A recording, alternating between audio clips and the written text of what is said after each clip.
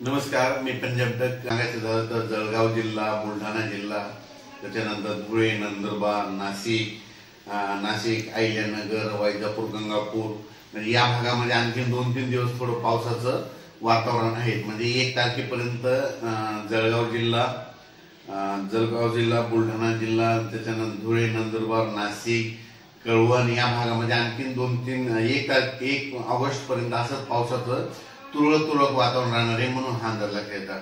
मग राज्यात म्हणजे आता तुम्हाला सांगायचं झालं तर सर्वप्रथम आणि त्याच्यानंतर आज यवतमाळ देखील म्हणजे 29 तारखेला यवतमाळ, नांदेड या भागात देखील, आदिलाबाद, धर्माबाद थोडंफार पावसाचं वातावरण राहणार आहे. खूप काही मोठा राहणार नाही, पण पाऊस थोडा सध्या राहणार आहे आणि ठिकठिकाणी काही ठिकाणी सूर्यदर्शन देखील होणार आहे. म्हणून हा अंदाज लक्षात येतात. राज्यात सांगायचं झालं तर जवळपास म्हणजे 8 ऑगस्ट पर्यंत राज्यात काय होणार आहे, हवामान कोरडं राहणार आहे. जास्त असा मोठा काही पाऊस येणार नाही, म्हणून काही चिंता करायची गरज नाही.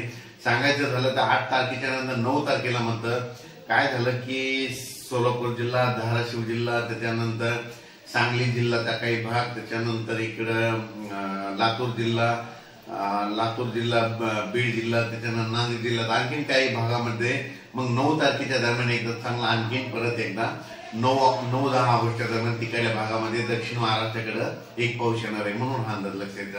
पण राज्यात सांगायचं झालं तरी सध्या तरी 8 ऑगस्ट पर्यंत हवामान कोरडंच राहणार आहे. म्हणजे एवढा काही मोठा पाऊस नाही, म्हणून काही चिंता करायची गरज नाही.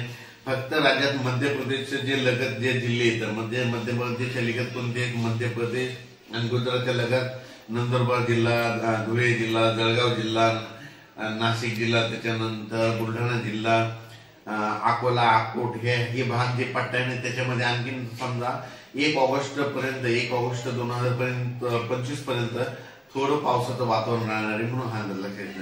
राज्यात सांगायचं झालं तर पूर्व विदर्भ, पश्चिम विदर्भ, दक्षिण महाराष्ट्र, उत्तर महाराष्ट्र, कोकणपट्टी, खानदेश म्हणजे असा खूप काही असा मोठा पाऊस राहणार नाही.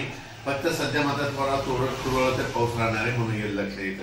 त्याच्यानंतर कोल्हापूर पासून ते सांगलीपर्यंत, कोल्हापूर, सांगली, त्याच्यानंतर निपाणी, कर्नाटकमध्ये निपाणी, बेळगाव या भागामध्ये तुम्हाला सांगायचं झालं तर म्हणजे सरीव येतील. म्हणजे असा की पट्टा डायरेक्ट नाशिक पर्यंत, कोकणपट्टीमध्ये ते रायगड, रत्नागिरी एक म्हणजे इगतपुरी पर्यंत त्या पट्ट्यामध्ये काय होईल, सरी अशा 10 मिनिटाच्या, 5 मिनिटाच्या अशा सरी येत राहते. म्हणून ते लक्षात येतं.